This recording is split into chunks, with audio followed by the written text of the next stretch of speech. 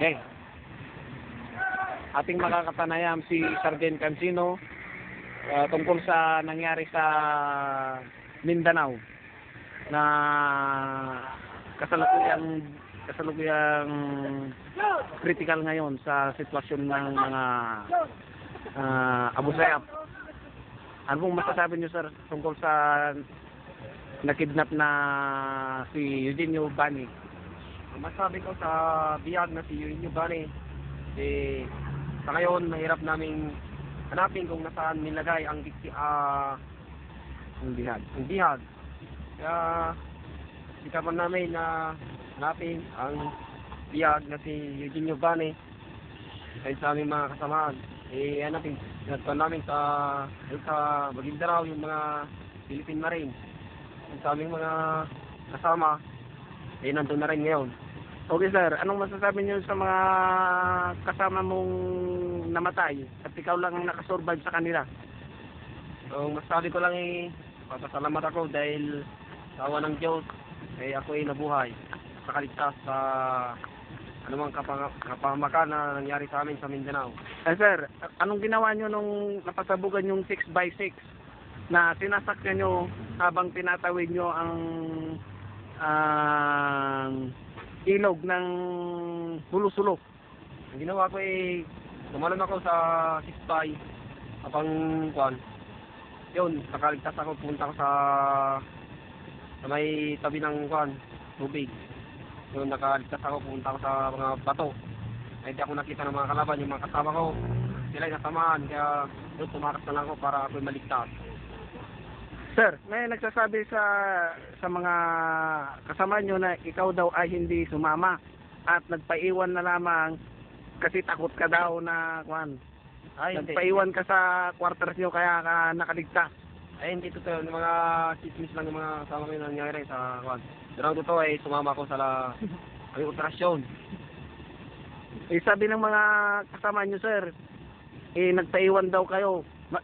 Nagdadahilan daw kayo na masakit ang yung tiyan para hindi lang kayo makasama sa operation. Sir, ang masasabi ko lang dun, sir, si Sergeant Cansino, sir, isa siya sa nabiyan, sir, na kasama ni Sergeant Patapok dun sa Mindanao. Bali, napalaman kami dun, sir. Bali, 6 katao yung namatay sa amin, sir. Pero lahat ng napatay namin, sir, wag kami silang lahat. Totoo ba yun, Sergeant Cansino? Oo, totoo yun, Sergeant. Bakit?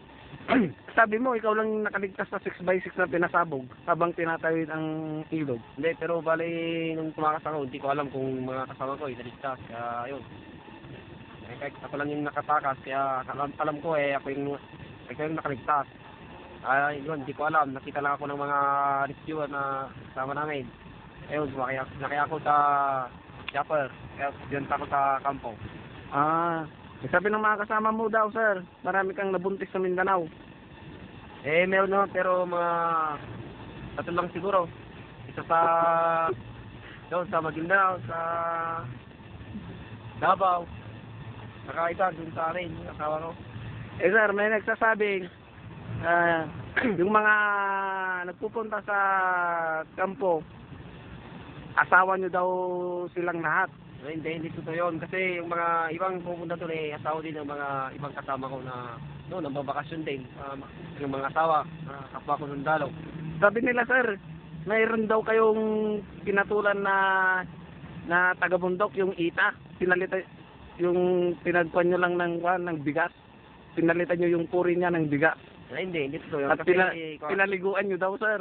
Hindi totoo yun kasi about namin destinasyon marami ng babae na pwede namin ko, hindi lang naman yung mga yan, lalo kita, hindi naman ito yun. Kasi bangla sa'yo.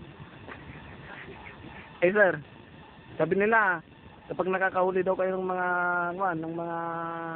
NPA, o kaya yung mga kondon, nire-rip nyo.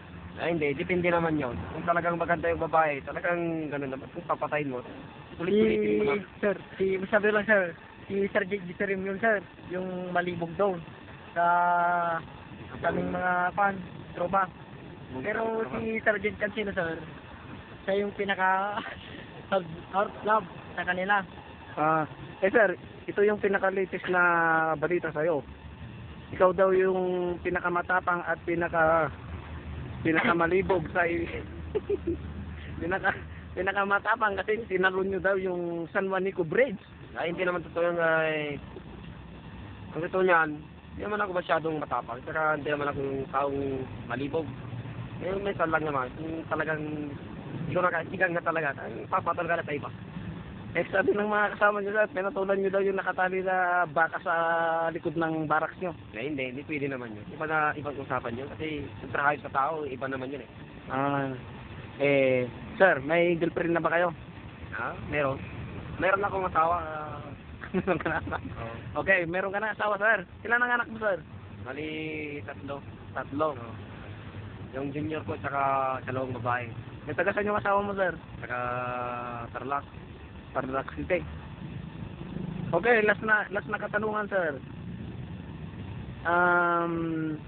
Kinasal ba kayo ng asawa mo o hindi? Bali, kinasal naman dun sa kanilang bayan, sa Tarlac din, yun ang probinsya. Kung mamamatay ka, siya yung beneficiaries mo sir. Oo naman, automatic yun, kasi siya na yung nakakondot sa beneficiary. Okay. Talaga. Okay sir. Napakinggan natin ang pan ng ating binagalang na Sergeant Cansino na nakasurvive sa Mindanao sa mga Abu Sayyaf, MNLF at saka sa NPA. Nabuhay siya sa gitna ng digmaan. Okay, cut off!